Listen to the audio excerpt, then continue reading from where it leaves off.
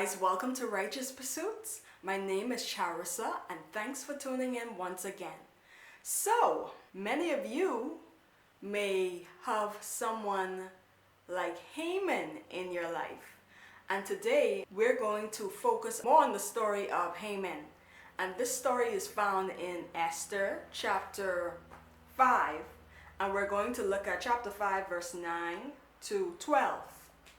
And it says, "Then went Haman forth that day, joyful and with a glad heart. But when Haman saw Mordecai in the king's gate, that he stood not up, nor moved for him, he was full of indignation against Mordecai." Verse 10. "Nevertheless, Haman refrained himself, and when he came home, he sent and called for his friends, and Zeresh his wife. And Haman told them of the glory of his riches, and the multitude of his children, and all the things wherein the king had promoted him, and how he had advanced him above the princes and servants of the king." Verse 12. "Haman said, Moreover, Esther the queen did let no man come in with the king unto the banquet, that she had prepared but myself. And tomorrow am I invited unto her also with the king." And so, by reading those few scriptures, we see the spirit that was working behind Haman. Okay? Haman seemed to have a prideful spirit. Verse 11. He starts to boast about what he has. And it says, "And Haman told them of the glory of his riches, and the multitude of his children, and all the things wherein the king had promoted him, and how he had advanced him above all the princes and servants of the king." So we find that many people, when they are promoted, they start to take on a very prideful, boastful spirit. A lot of people, when they are promoted, you find that they cannot handle their power or the power that was given to them. And we see here that the king had promoted Haman above all the princes and servants, okay?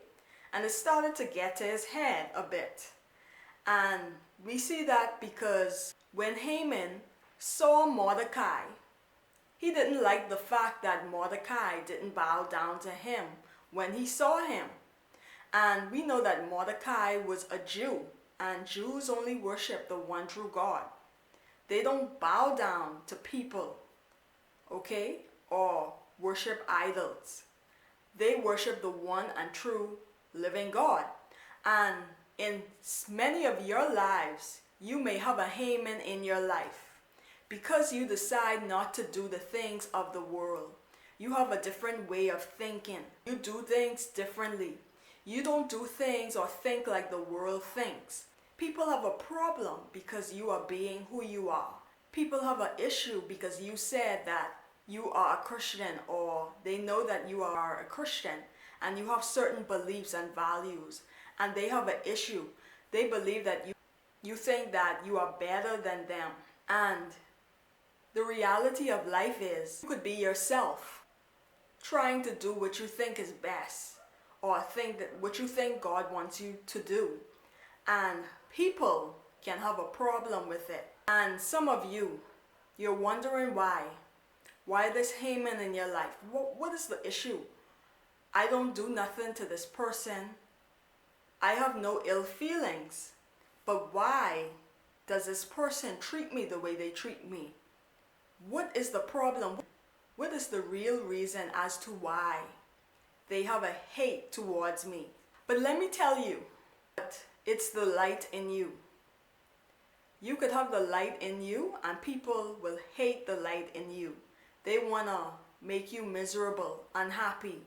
They just want to try and make your life a living hell because they are unhappy with their lives. This Haman in your life tries to break your spirit. They try to tear you apart. But God wants you to understand and know that you need to stop trying to figure out why they have this issue with you, why they don't like you. Because it's not you. They are just unhappy with themselves. And because their life is torn apart, because their life is not going the way they want it to go, because they are unhappy with how things are in their life, in their personal life, they try to take it out on you. In some cases, they see something in your life that they desire. A lot of them, in some cases, don't realize that they're doing certain things because they haven't dealt with unforgiveness or things from their past. And so, some of you may be wondering why the Haman in your life is treating you a certain way, but it goes deeper than what you think. It goes beyond what you see. There are certain things that has caused this Haman in your life to be the way they are. They see you as a person who they want to take out their frustrations at. They want to take out their frustrations out on you. You have to pray for that Haman in your life. Don't take how they're treating you seriously. Don't take it on. It can frustrate you, but you have to pray for that Haman in your life. You have to ask the Lord to help that person to change, because it's a spirit behind the way they're treating you or acting towards you. It's a spirit that is working within them. And so, because it's a spirit that's working within them, you have to fight against that spirit with prayer. Prayer is a strong weapon. It may seem as if things aren't changing when you pray for that Haman in your life, but you will see a shift. It may take months, it may take years, but eventually God will come through.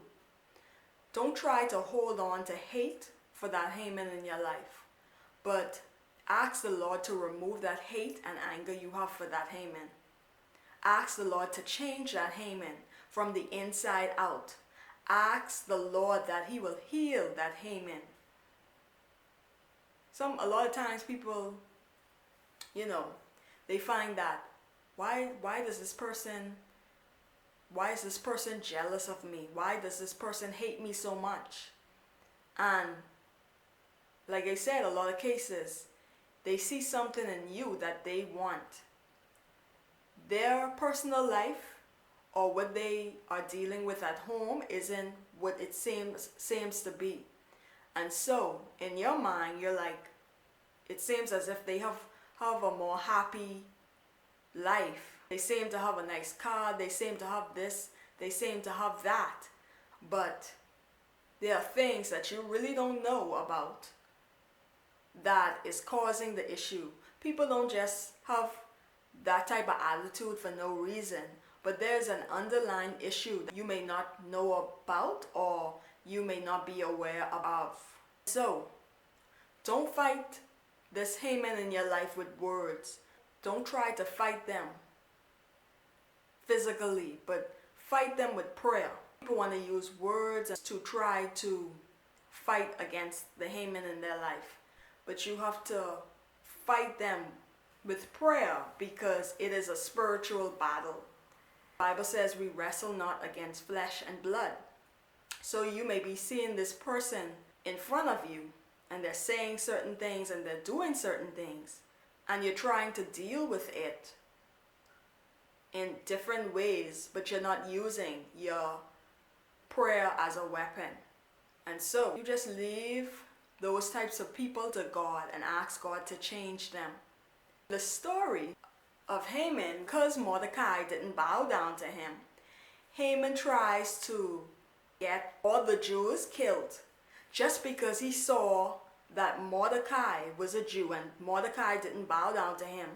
He tried to get all the Jews killed. That's what pride does. Pride could bring a person to do evil things. Evil things. That's what drove Haman. His pride drove him to try and kill all the Jews because Mordecai was not going to bow down to him. Mordecai didn't show any respect to him. And we see where Haman tried to destroy all the Jews. He built a gallows to try and get all the Jews hanged on it. But in the end, the king decided to hang Haman on the gallows. Many of those Hamans in your life, they think that they are winning. They think that God doesn't see what they're doing to you. They think that God doesn't see the words that they are saying about you. They believe that God is turning a blind eye. They think nothing of it because their pride has them on a high horse. And that's what the devil uses for a lot of people, to trick them. They believe that nothing could touch them. They believe that no one could bring them down because the pride has totally distorted their mind. And in the end, Haman ended up being hanged on the gallows.